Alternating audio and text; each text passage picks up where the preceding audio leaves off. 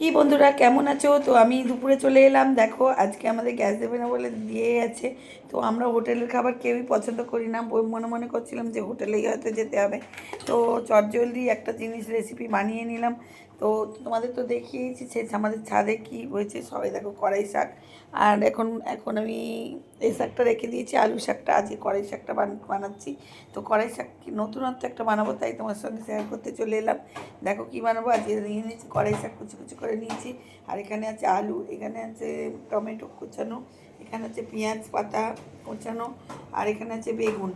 আর এইখানে আছে এটা আছে বড়ি বিউলির ডালের, আর লঙ্কা তেজপাতা কাঁচা লঙ্কা।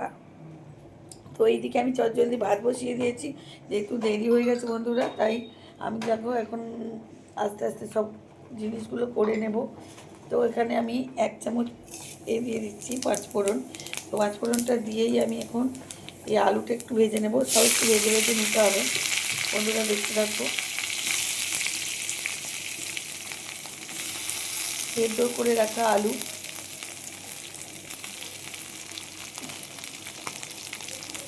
এইটা আমি এখন একটুখানি ভেজে নেব। তো একবারই তেল দিয়ে দিচ্ছি, রিফাইন আর সর্ষের তেল মিক্স করেই হচ্ছে এটা, যেহেতু অনেক কিছু ভাজতে হবে তাই আমি একটু তেলটা বেশি করেই দিয়ে দিলাম। দেখো আলুটাকে ভেজে নিই, তারপর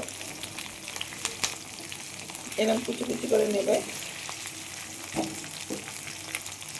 এবার আলুর মধ্যে আমি দিয়ে দেবো একটু কালারের জন্য হলুদ, আর একটু নুন দিয়ে দিচ্ছি বন্ধুরা, যেহেতু এমনি সেদ্ধ ছিল। এবার এটা ভালোভাবে আলুটা ভেজে নিয়ে তারপর তোমাদের দেখাচ্ছি কীভাবে আমি এই কড়াই শাকটা করি। তো কড়াই শাকটা একদম নতুনত্ব বানাবো বন্ধুরা, পুরোটা দেখি, তারপরেই স্কিপ করে যাবেন না, তাহলে বুঝতে পারবেন না কীভাবে হবে। তো এইটা এখন মোটামুটি ভাজা হয়ে এসেছে, আর একটু ভেজে নেব। দেখো আমার আলুটা অলরেডি ভাজা হয়ে গেছে, তাই আমি একটু ছানটা করে তুলে নিচ্ছি, যেহেতু তেলটা ঝরবে এই জন্য। এটা প্রথমে রেখে দিচ্ছি।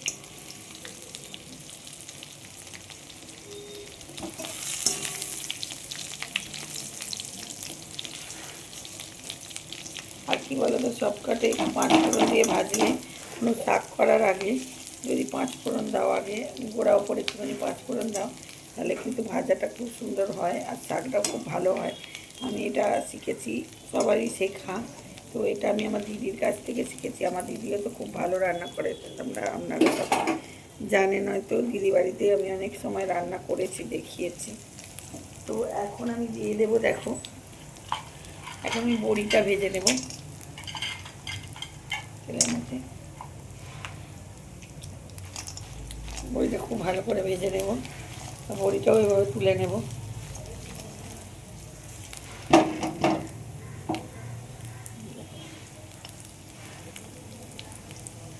দেখো বড়িটা অলরেডি ভাজা হয়ে গেছে। এবার দেখো আরও একটু আমি কড়াইয়ের মধ্যে তেল দিয়ে দিচ্ছি। তো এখন দিয়ে দেবো, এই দেখো শুকনো লঙ্কা তেজপাতা, আর তার সঙ্গে আরও 1 চামচ পাঁচফোড়ন। একটু ভালো করে হতে হতে দিয়ে দেবো বেগুনটা আর পেঁয়াজ ফ্রাইটা।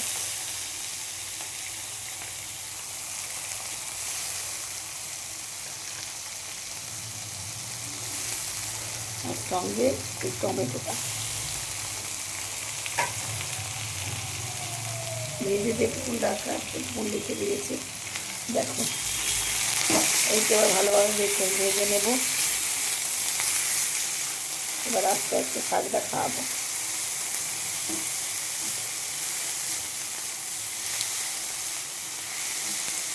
একদম শুকনো শুকনো হবে। আর এদিকে আমার ভাতটাও হয়ে গেছে, খুব তাড়াতাড়ি দুটো গ্যাস জ্বেলে দিলাম।